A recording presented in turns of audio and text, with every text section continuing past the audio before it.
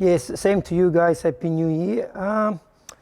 Look, I think we are living in crazy time at the moment, and there's so many people affected with it, and there was always, 100% chance that we're gonna get it, and you've seen what happened with our A-League, and now it's what's happening with us.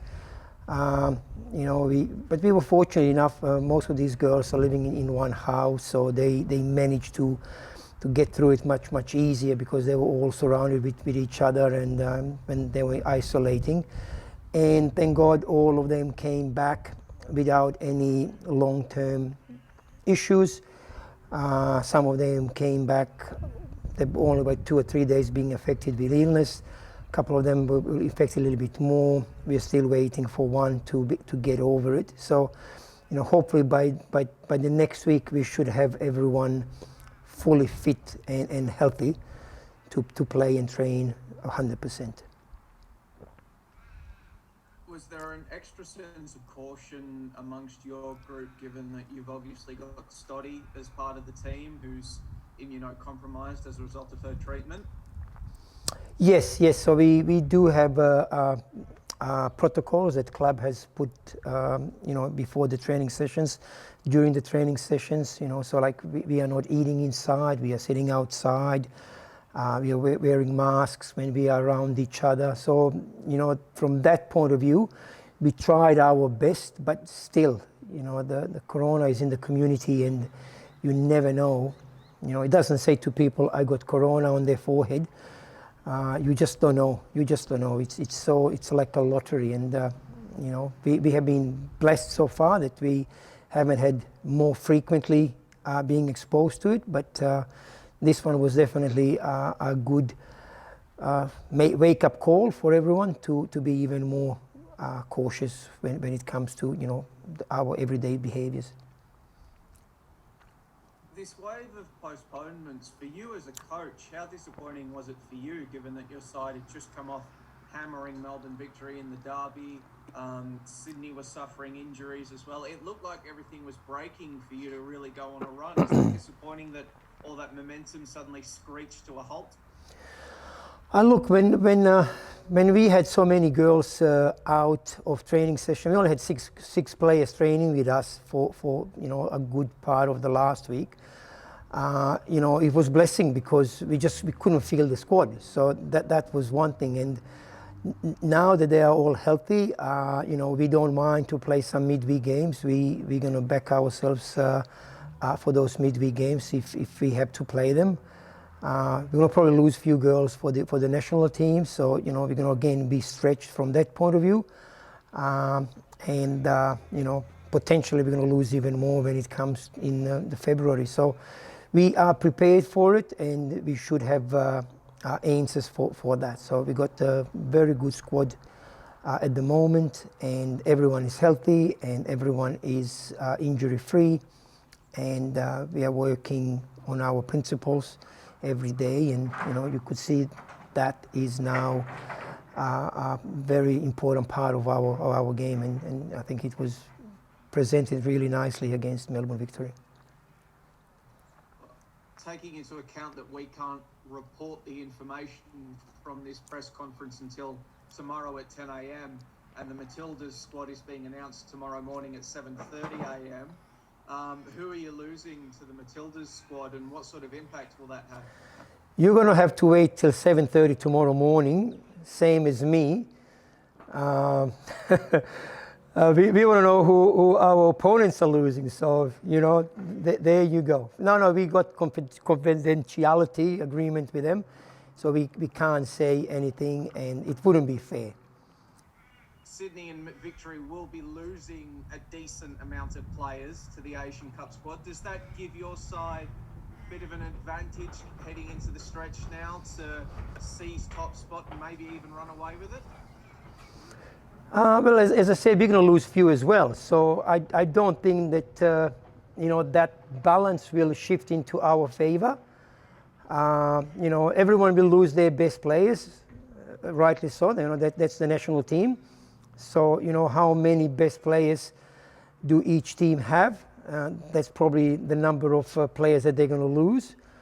But you know, it's going to be interesting because obviously with Corona around us, with injuries, shorter or smaller number of players per squad, a lot of young players, maybe a little bit less experience. So it is going to be a good test for every club. But you know, we are prepared for it. We are ready for it. And whoever we lose, we should be able to replace. We also found out, and we've just been speaking with Hannah, that the She Believes Cup will be coming up in February. Hannah thinks that she and the other Kiwi girls in your squad might just miss one game. Is that your understanding as well? Not sure. I remember a few years ago when Stoddy went to that, we lost it for 3 games. But I'm not sure how this one will go. It's a tournament, and if they are part of that tournament, we haven't been informed that they are part of that tournament. It's just guess. We are guessing, and if they, you know, it may be just one game. It may be more. I'm not sure. But that's not till February anyway. So that's a long time. Yeah, but obviously, I mean, taking into account the fact that, you know, you guys will lose some players, and we've spoken a few times about, you know, your team building fitness throughout the season as it goes on, because it is a short season. You've got lots of young players. So are you worried at all that the, you know, the COVID break in some way stunted that growth, or has set you back a bit, or are you confident that you can keep powering through and keep growing? Look, it's always has been an issue, because obviously they missed several training sessions. You know, some girls have been healthy, but they had to isolate. So you know, and they couldn't train. So that's almost like being sick. But you know, they haven't been affected. So they haven't been sick, to be honest. You know, so that's actually probably a better way of saying it. But they missed training sessions. So we managed to squeeze more training sessions this week with all of them, and you know, we'll see how they go against Wellington. But also we're going to try to see what we have for Adelaide, trip to Adelaide, and then we may try to refresh them leading into Adelaide's game. And so, with, you know, not many players actually, you know, unable to train or keep their fitness, do you believe in your team's ability to kind of keep improving with the principles and with the game style? You feel like that won't be lost or anything? That is not going to be lost. As a matter of fact, today was probably our best training session that we have had all season. So girls were fantastic. The intensity, the effort, the attitude was top notch. Our principles, you should see the goals that we were scoring, you know, in the small-sided games. And that was our defenders. I won't even talk about our attackers. So it was very pleasing from my point of view. But saying that, they were all probably hungry because they have been 1 week away. So, you know, all that hunger and desire showed today. Hopefully they're going to show that on Sunday as well. Yeah, so you almost try to turn this into a bit of an advantage if now everyone's so eager and keen to get out there and play again. Yes, we did spend some time doing video analysis. We're doing, you know, video meetings. So it's not that we haven't seen each other, but it's different, you know, doing it like now online and doing it in person and spending time on the field. But yeah, they all, I mean, you know, the World Cup 2023, it's a carrot for all of them. You know, the players, you know, we got a lot of young players, so they can all see that Gustafsson is bringing young players into the squad, and it's just you know, 2 or 3 good games in a row, and you know, you may be called into the squad. So you know, he is giving everyone you know, open door for the squad, and you know, who's going to walk through that door. So it's up to them. And you know, I think that's fantastic what's happening now, you know, with him and the squad. And then just lastly from me, so with the different amounts the players have been affected, are you expecting any key players to be missing this weekend? Any key absences? No. Everyone is ready. I don't like to tinker with the squad, so we'll probably have very close to unchanged lineup. We'll see how a couple of them go tomorrow, and we'll go from there. How important has Hannah Wilkinson been to your season so far, and what's it like knowing that she's not quite scoring at will, but kind of scoring when she wants at the same time, if that makes sense? Okay. Yes.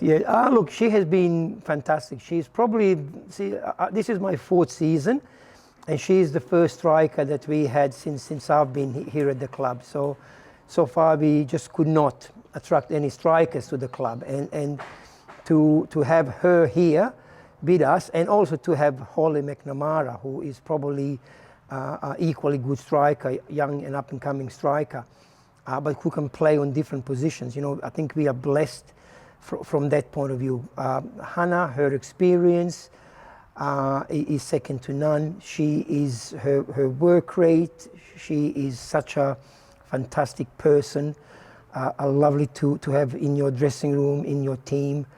And when I spoke to her when she was at the Olympics, and she was thinking about joining us.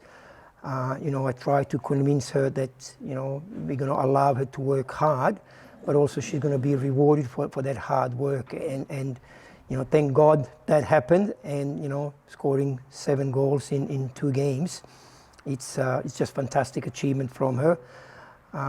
She still have some little niggling injuries and problems, but that's just being experienced players. She can manage that much better maybe than some younger players.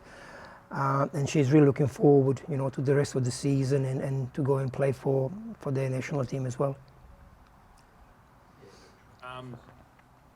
What have you been able to work on in training that's allowed Hannah to score as much as she has? And we were talking to her earlier, and she's mentioned that she's really enjoying playing in the system that you guys are putting out.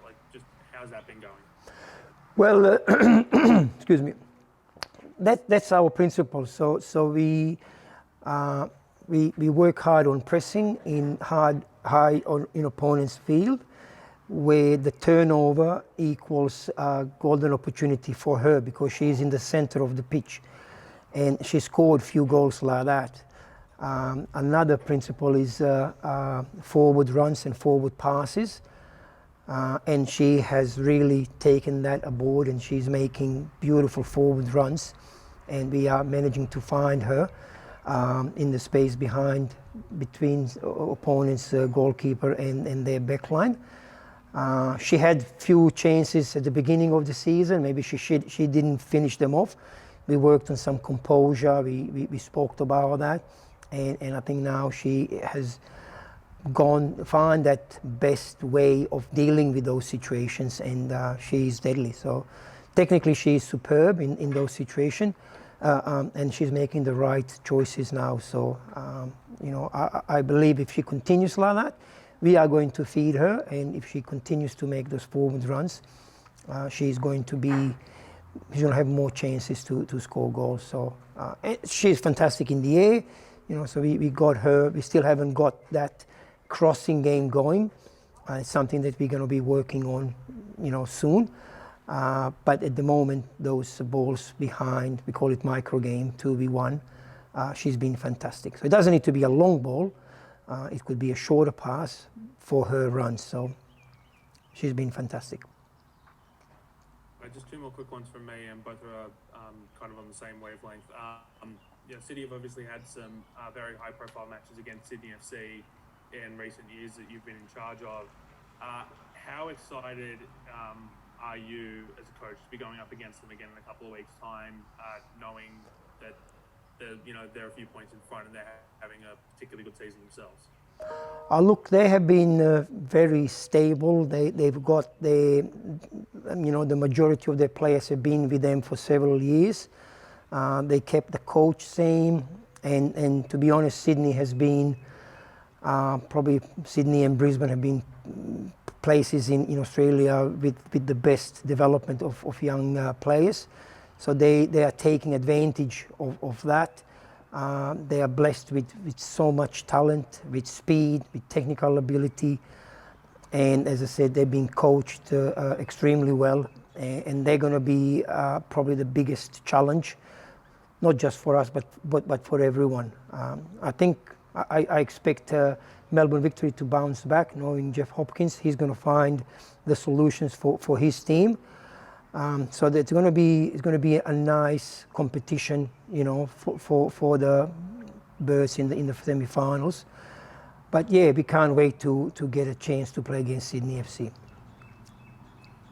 You've got the potential to close the gap on Sydney FC to 1 point this weekend if results go your way.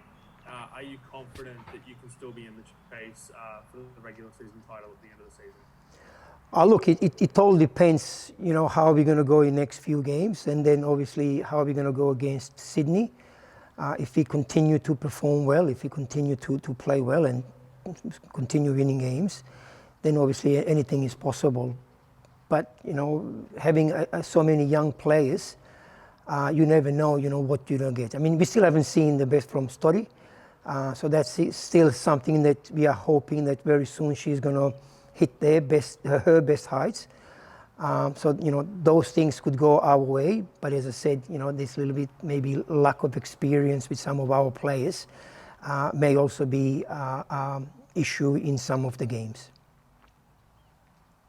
Sorry, just one more quick point. Stoddy's been coming off around the 65th minute mark in all your matches. Is there any chance we'll see her play 90 this weekend? Yes. So that is the plan. We'll see how she goes. She had few days off. We are still trying to manage her. She had few days off, but she's been training last 2 days. So we'll see how she goes tomorrow, and then depending on the intensity of the game, depending on the weather, we would love to extend her to 90 minutes. But we are all aware that, you know, it may not happen depending on you know, how the game goes and what the weather is.